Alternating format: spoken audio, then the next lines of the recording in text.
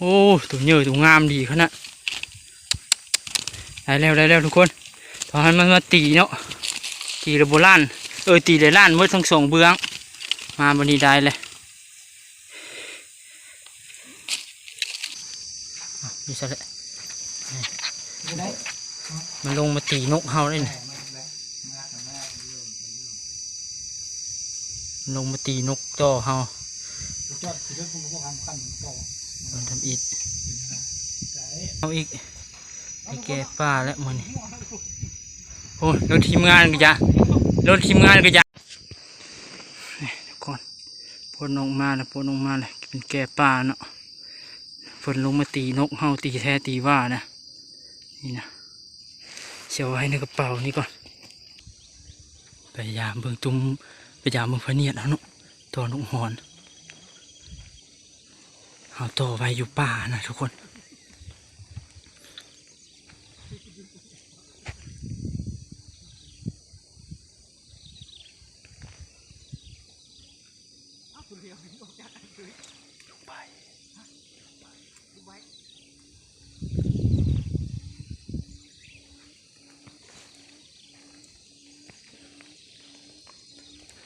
โดนเบิ่งน้ำกัน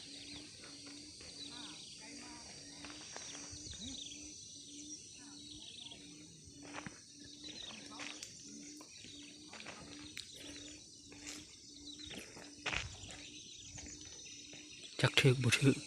มีลุ้นเบิ่งน้ำกันทุกคน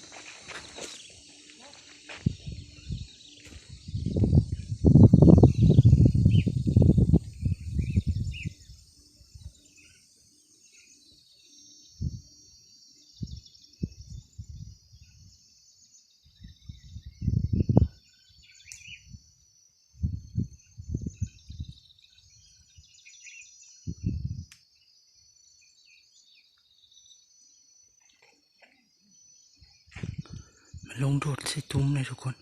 จักถือหรือบ่ถือ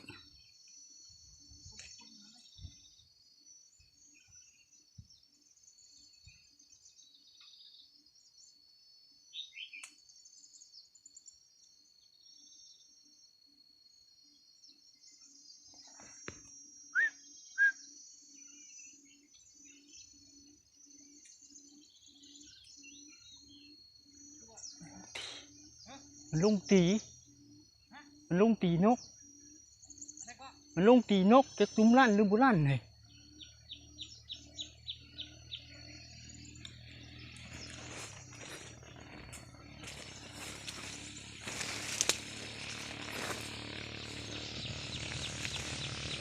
เบิ่งทุกคนมันลงตีนกนะ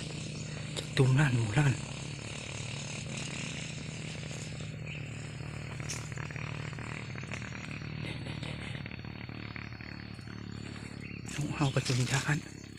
นกเฮากระจุนยาน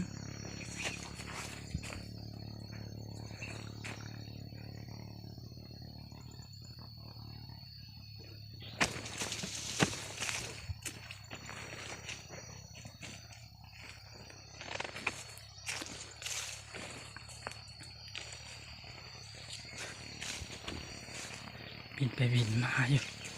ถือบ่หูเลย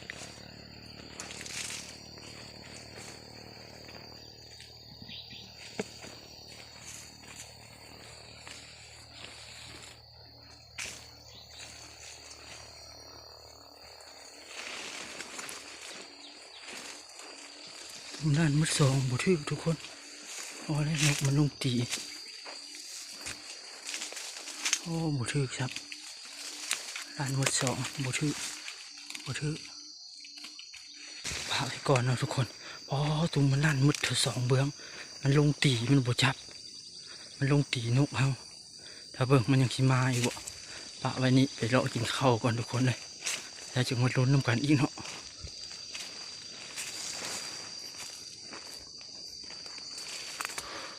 คิดว่าได้เลยได้แต่มันลงตีตุ้มจนล้าน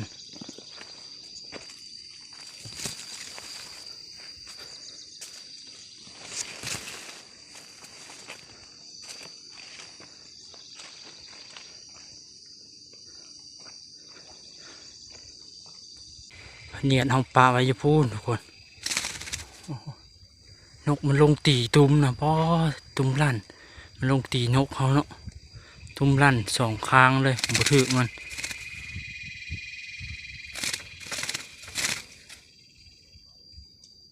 ทีมงานเอามาต่อนกขุมอืดนะนกขุมอืดนี่ก็นกขุมอืดนะ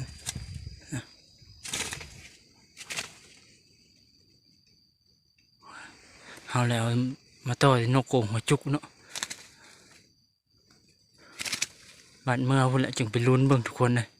จะมันสิถึกบ่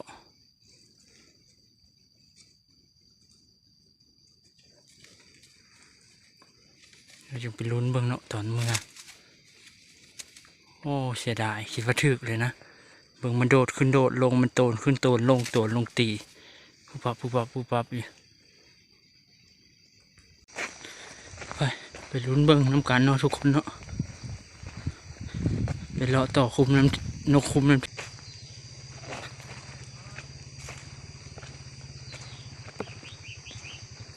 นกเอาห้องอีกทุกคนจะถึกบ่ถึกเวียงบ่ฮู้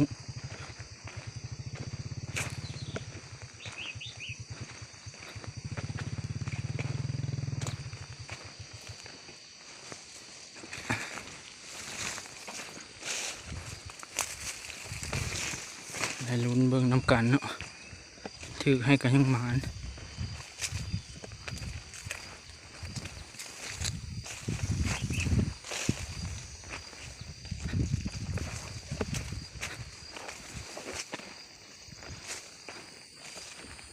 มานะนี่แม่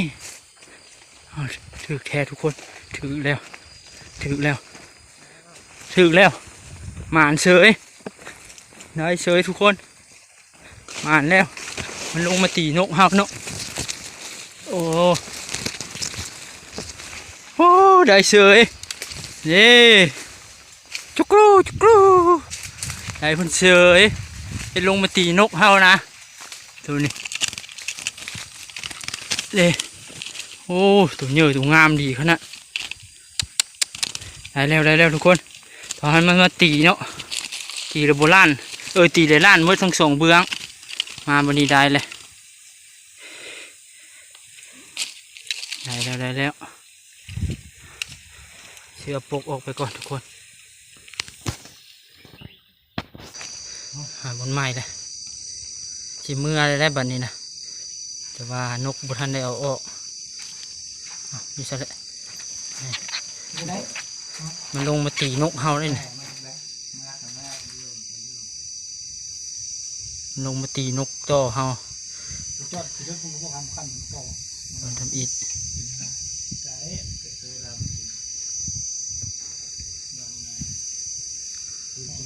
หันออกไหมมีนะหันโกงออกนี่นี่เจ๊กอะ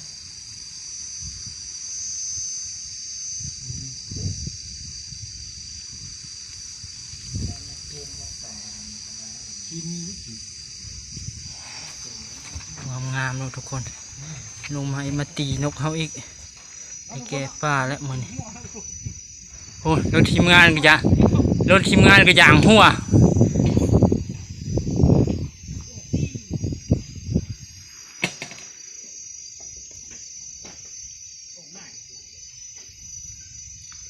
นี่มันมาปะไว้เนาะตอนนั้นใส่ปะไว้มันยามถือ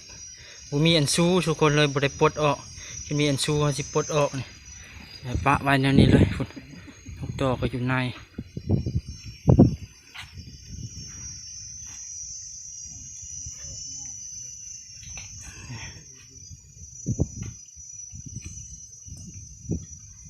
ที่แก่ป่าเมื่อเลี้ยงแล้วบัดนี้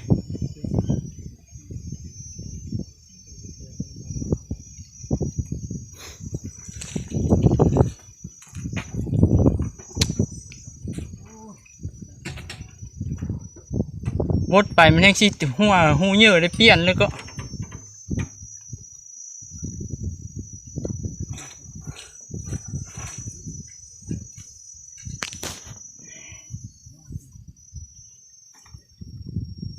ป่างามมามันนี่ก็บุเสียเที่ยวเนาะเฮากะได้แกมแดงตัวนึง แกะป่าตัวนึงมือเลี้ยงโหดทรงโหดอยู่เนาะตัวนี้ลงมาตีนกต่อเฮานะ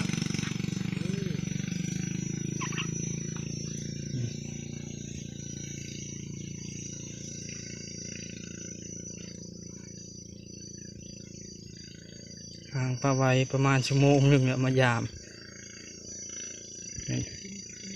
ที่เพื่อนเสย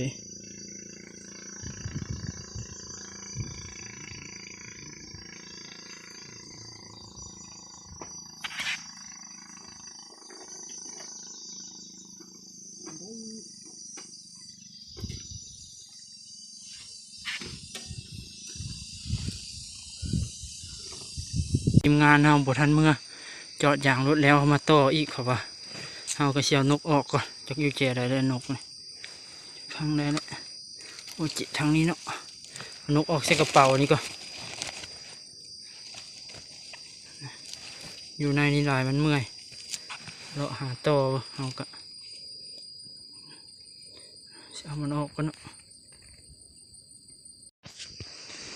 นี่ทุกคนพนกมาแล้วพนกมาเลยเป็นแก่ป่าเนาะ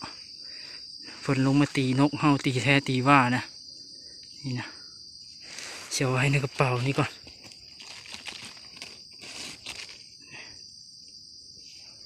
แกมกระแดงแกมกระแดงเนาะได้ไปเลี้ยงแล้วตัวหนึ่งโหดอยู่ตัวนี้เอาไปเลี้ยงเบิ่งมันสิโหดบ่มันสิห้องโหดบ่พอลงมาตีนกเฮาตีแท้ตีว่าตุ้มจนลั่นหมด2 เบื้องแล้วเฮาหางเนาะหางอีกชั่วโมงหนึ่งเขาจึงมาหยามมันเอาเก็บก่อนเนาะทุกคนตอนนี้ก็ ยัดใส่ถุงเรียบร้อยเนาะทุกคนเนาะในถุงนี่แหละมันห้าวมันเก่งไปเลาะต่อไปเลาะเกาะเบิ่งแถวนี้ก่อนทีมงานต่อนกคุมอยู่เอาสิไปลองเลาะเกาะเบิ่งเนาะนะทุกคน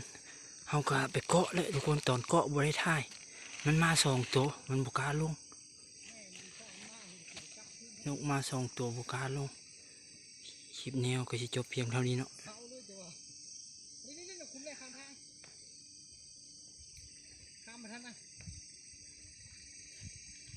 เจอกันคลิปหน้านะทุกคน